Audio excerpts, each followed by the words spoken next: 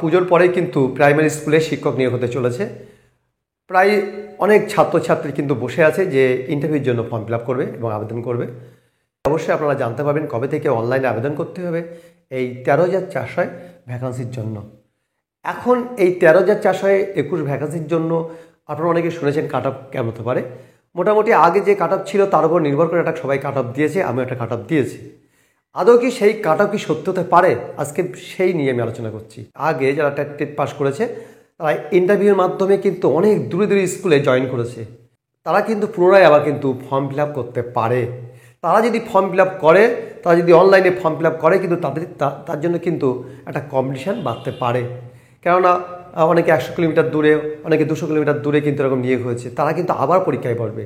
কতজন TET pass করে বেকার আছে কিন্তু এটা সবাই কম বেশি জানেন। মোটামুটি 50,000-এর বেশি কিন্তু টেট পাস করে বেকার বসে আছেন। আর স্কুলে টেট পাস করে শিক্ষকতা করছে প্রায় কয়েক হাজার, এবং বিশেষ করে তারা কিন্তু অনেক দূরে দূরে চাকরি করেন। ফলে তারা কিন্তু আবার ইন্টারভিউতে বসবেন, কেননা বাড়ির কাছাকাছি স্কুলে নিয়োগ হওয়ার জন্য। এটা কিন্তু এই যে 13,421 যে ভ্যাকান্সি আছে, এখানে কিন্তু বেশিরভাগ ইনসার্ভিস কিন্তু আবার ঢোকার চেষ্টা করবে। ফলে কিন্তু নতুনরা, বিশেষ করে যারা বেকার আছে টেট কোয়ালিফাইড, তারা কিন্তু বঞ্চিত হবে। এটা খুব ভাবার বিষয়। ফলে একটা কাট অফ কিন্তু হাই হতে চলেছে। আমার অন্য ভিডিওর মাধ্যমে হয়তো কাট অফ আমি বলেছি, সেই কাট অফ কিন্তু হাই হতে পারে। তাই আমার মনে হয় এখন থেকে যারা বেকার, বিশেষ করে এখন থেকে যারা বেকার আছেন, এখন থেকে যারা টেট কোয়ালিফাইড করে আছেন, এখনও চাকরি পাননি, আপনাদের একটা পথ খোলা আছে। আপনাদের যে পার্সোনালিটি যে টেস্ট হবে, সেখানে যদি আপনাদের খারাপ হয়, তাহলে কিন্তু আপনারা নম্বর কম পেয়ে গেলে কিন্তু আপনারা টিকতে পারবেন না। আপনারা জানেন যে অনুপাতে ভ্যাকান্সি আছে, 4 জনের মধ্যে থেকে কিন্তু 3 জন বাদ চলে যাবে। 4 যদি ইন্টারভিউ হয়, আর যে ভ্যাকান্সি আছে এবং যারা চাকরি করছে পুনরায় তো আবার আবেদন করবে। ফলে একটা ব্যাপক একটা কম্পিটিশান থাকবে। যে জন অ্যাপ্লাই করবে তাদের সংখ্যাও বাড়বে।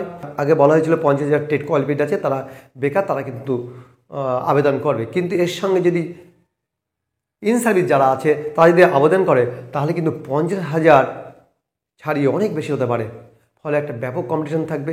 তবে মোটামুটি চাকরি পেতে গেলে এখন একটা পথ খোলা আছে, পার্সোনালিটি টেস্ট। সেই পার্সোনালিটি টেস্ট হচ্ছে 5 নম্বর, খুব ভালোভাবে দিতে হবে। তাই এখন থেকে যদি প্রস্তুতি না নেওয়া হয়, তাহলে কিন্তু ওই কম্পিটিশনের মধ্যে টিকে থাকা অসম্ভব হয়ে পড়বে। সবাই ইন্টারভিউ দেবেন, কম বেশি সবাই ভালো দেবেন, কিন্তু যখন ফাইনাল রেজাল্ট বের করবে তখন ভ্যাকান্সি বাড়বে কি না কেউ বলতে পারে না। যদি এই ভ্যাকান্সি থাকে, তখন কিন্তু 4 জনের মধ্যে থেকে 3 জন বাদ দেবে এবং 1 জন চাকরি পাবে। অর্থাৎ 4 জনের মধ্যে থেকে 1 জন চাকরি পাবে। এটা মনে রাখবেন, খুব কম্পিটিশান থাকবে। তাই আমার মনে হয় এখন থেকে আপনারা নিজেরাই প্রস্তুতি নেন। আর অবশ্যই নিজেদের স্কোর কত অবশ্যই জেনে নিয়েছেন।